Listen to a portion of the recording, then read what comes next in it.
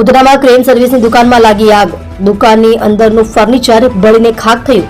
દુકાન બંધ હોવાના કારણે સદનસીબે જાનહાનિ ટળી. મધરાત્રે ઉધના રોડ નંબર 6 ખાતે H S. Patel tempo and crane service નામની દુકાન આવેલી છે. આ બંધ દુકાનની અંદર શનિવારે મધરાત્રે એકાએક શોર્ટ સર્કિટ થતા આગ લાગી હતી. આગે ગણતરીના સમયમાં જ વિકરાળ સ્વરૂપ ધારણ કર્યું હતું. ફાયર વિભાગે પાણીનો મારો ચલાવી આગ ઉપર કાબુ મેળવ્યો. તમે જોઈ રહ્યા છો કેપી ન્યૂઝ ચેનલ રફીક શેખની સાથે.